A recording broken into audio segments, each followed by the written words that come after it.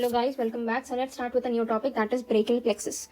Now brachial plexus is all about the nerve supply of our hand. Okay, so plexus means network of nerves or vessels. So we are studying right now what? We are studying the nerves, and of what? Brachial means arm. So we are studying the nerve supply of our hand, upper limb. Okay, so brachial plexus, we have 31 pairs of spinal nerves. Okay, these spinal nerves are which will form the plexus. Okay, so we have cervical plexus, we have brachial plexus, we have sacral plexus. So brachial plexus ranges from C5 to T1 vertebrae. Okay, from C5 till T1, we have, from here will originate the nerves for the brachial plexus. Okay, so you can write it starts from C5 to T1. Okay, so here I've already drawn a column type of thing. So we can see ventral root or rami, trunk, division, cords and nerves. Okay, as I've already said before, it will start from the C5 and will end at T1. What are these ventral root, rami, trunk, division? Let's know about that first. So ventral root, rami, that means the ventral root which will be coming out through the ventral part of your spinal cord. Okay, so this should be present where? This should be present in the vertebral canal. So it is present in the vertebral canal right now. Now what is the trunk? Nerves originating coming out through the ventral rami will then form trunk. For example, you can see over here that C5 and C6 will together merge and give one trunk. C7 is giving its own trunk. C8 and T1 will give its own, will merge and give one trunk. Okay, so this trunk part, it is present in posterior triangle of neck. Present in posterior triangle of neck. We have already done the triangles of neck in a separate video, right? Present in posterior triangle of neck. Now this trunk will further give the divisions, all the trunks. Okay, so this division part is present in inferior clavicular fossa. Where is it present? In the inferior clavicular fossa. Cords are present. This division further will form the cords, and these cords are present in the axilla.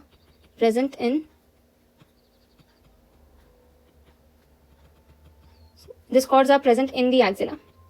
Okay, then from cords the nerves will originate. So let's look at the trunk, the division, cords and nerves in detail now. Starting first with the trunk, as I've said before, C5 and C6 are merging together, as you can see, and forming one trunk, and this trunk is known as upper trunk. C7 alone is forming a trunk on its own, that is called as middle trunk. Then what will be the trunk called, originating from C8 and T1? It is called as lower trunk. Now these trunks will give the divisions. Okay, each trunk will give the division anterior and posterior. So upper trunk will have its own anterior and posterior division. Middle trunk will have its own anterior and posterior division. Similarly, lower trunk will also have its own anterior and posterior divisions. Okay, now these divisions will together merge and form the cords. Okay, so you should know which part of the division form which cords. Starting first with a very easy and very important one, that is the posterior cord. A posterior cord is formed by all the posterior divisions. Okay, so I'm merging all the posterior division from the upper trunk, posterior division from the middle trunk, and posterior division from the lower trunk. See, I've merged all, and I'm writing that cord as posterior cord. Okay, now we have one lateral cord. Now this lateral cord will originate from the anterior division of the upper trunk and anterior division of the middle trunk. Okay, this will give you lateral cord. Now we have medial cord, and as you can see, only one division is left alone, that is the anterior division of the lower trunk. That will form the medial cord. What it will form? The medial cord. You have to remember which part of the division was forming which cord. It is very important when they ask you the root value of the nerves. Okay, so starting with the lateral cord nerves. For the lateral cord nerves, remember it by the LML mnemonic. Okay, L stands for lateral pectoral nerve. So pectoral nerve is actually two. Okay, it is having a lateral end and a medial end. So in the lateral cord will be coming the lateral pectoral nerve. So where will be the median pectoral nerve coming? It will be coming in the median cord. So LM, the M stands for musculocutaneous nerve. Musculocutaneous nerve. Okay, and the last L will stand for lateral root of median nerve.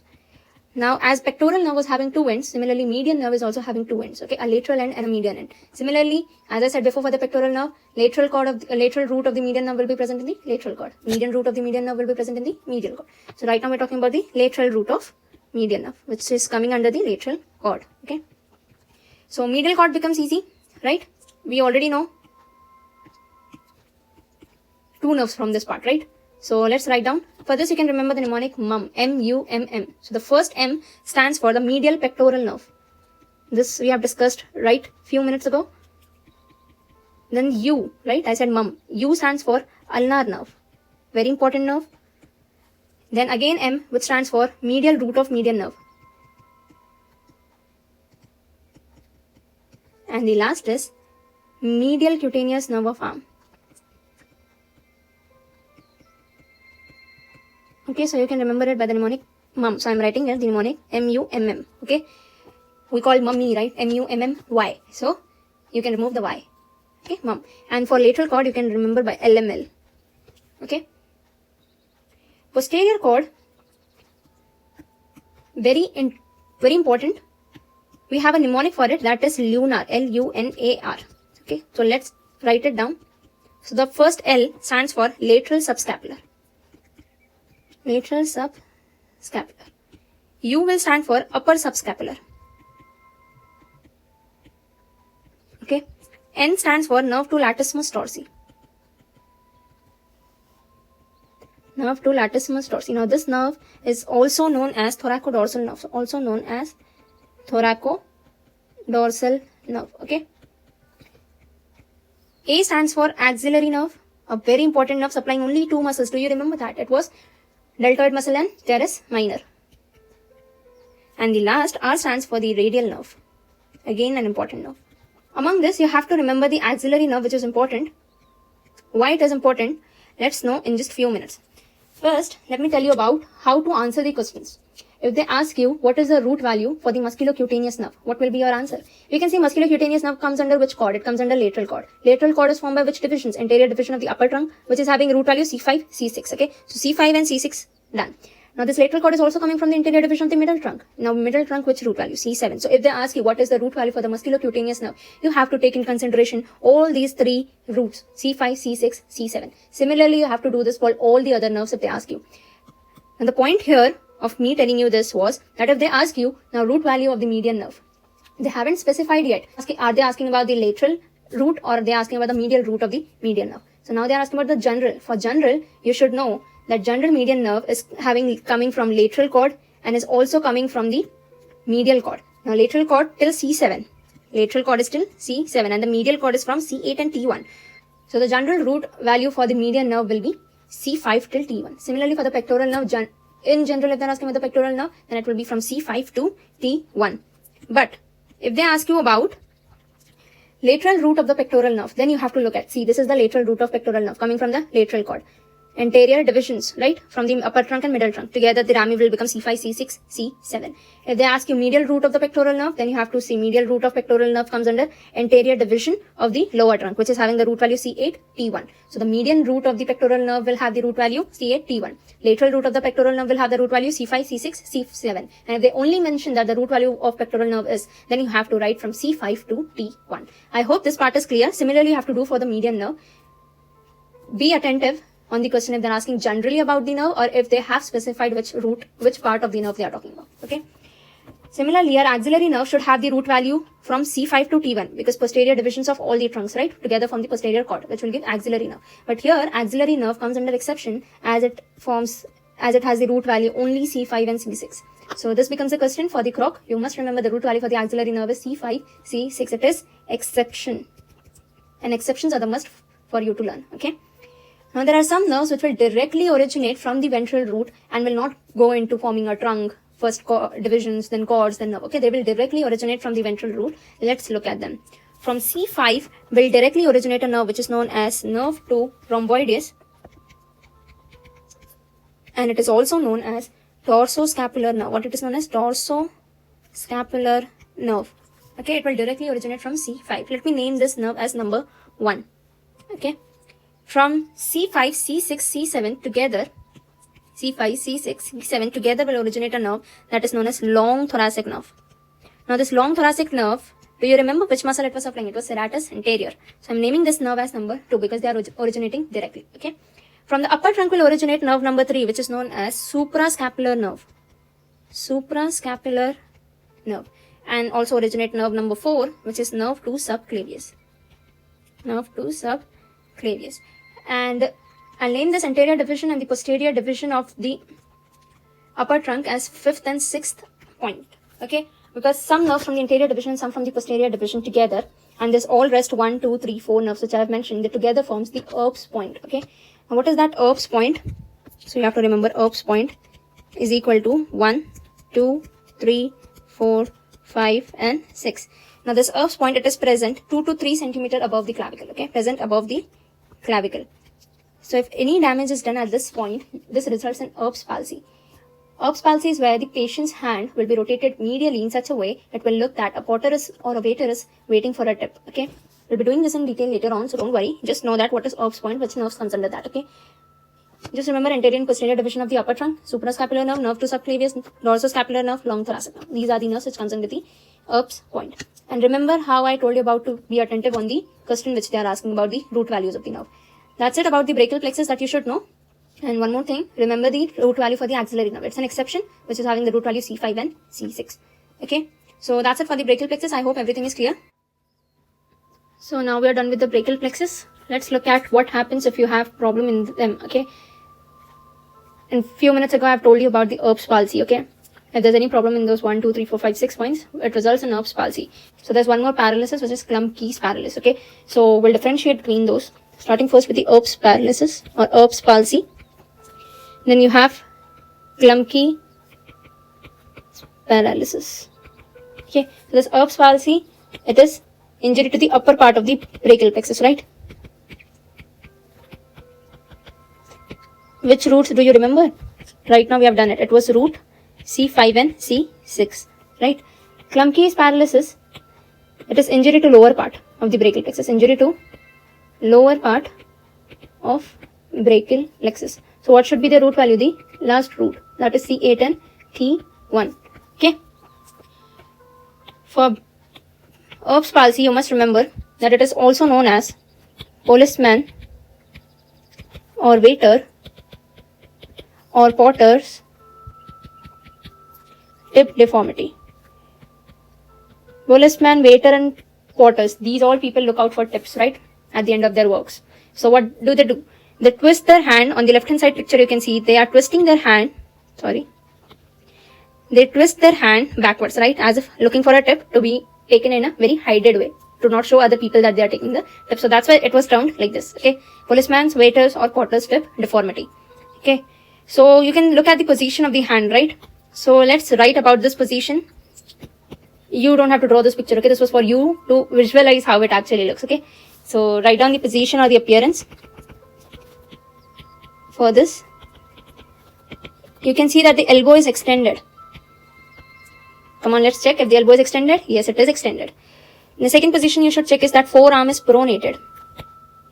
Forearm is pronated. So this is the forearm. Is it pronated or not? What is supination and what is pronation? We did it in the very first video of anatomy, right? Supination is where you can see your palm.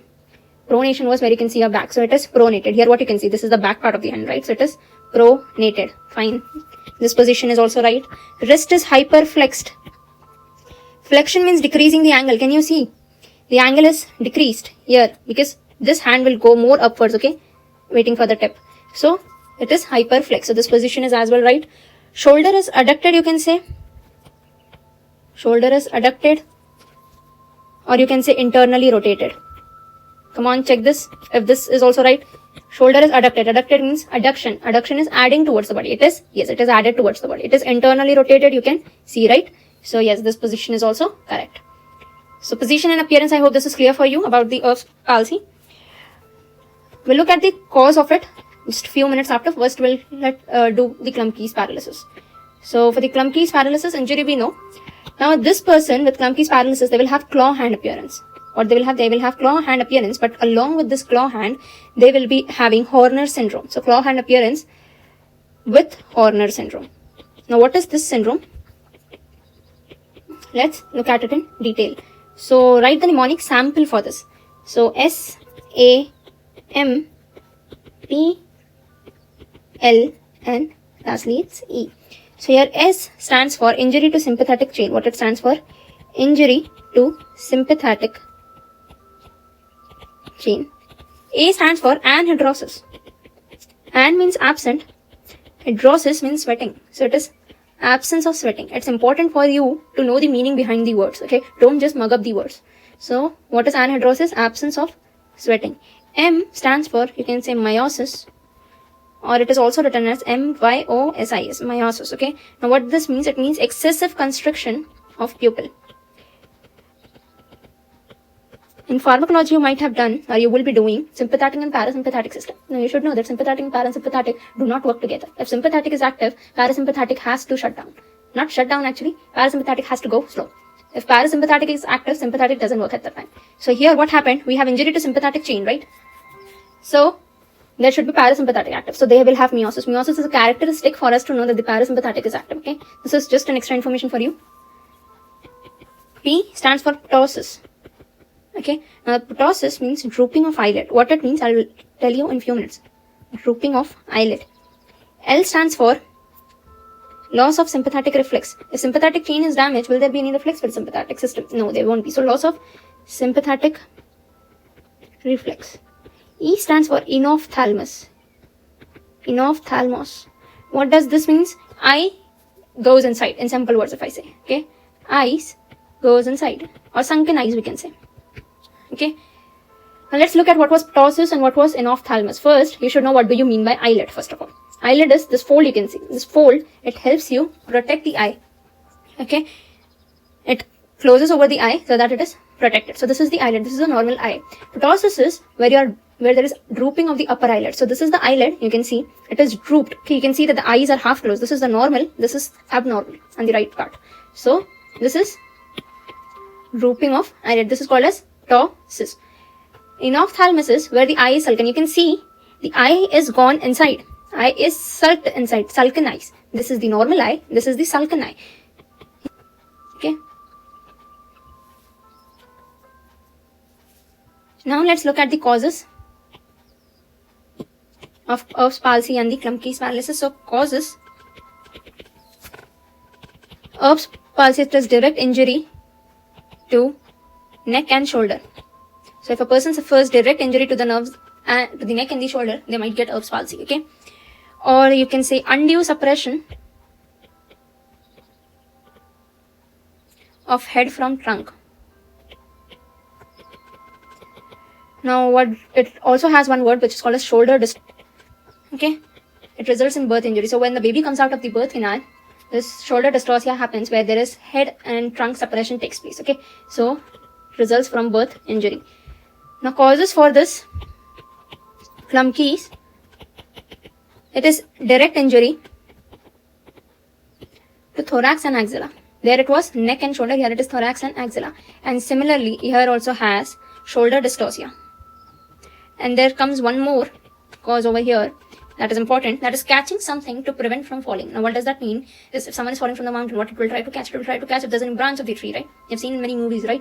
So this is, if they suddenly try to catch something to prevent themselves from falling, these might lead to Klumpke's paralysis. Okay, so catching something to prevent fall, you can write. Okay, so this was all about Klumpke's and Erb's palsy. Here, this picture, right hand side picture is for Klumpke. I'll write it down. This is Klumpke paralysis, and left hand side is for Erb's palsy. So you can see here the claw hand appearance, right? So I hope this Klumpke and Erb's palsy is clear to you. Thank you.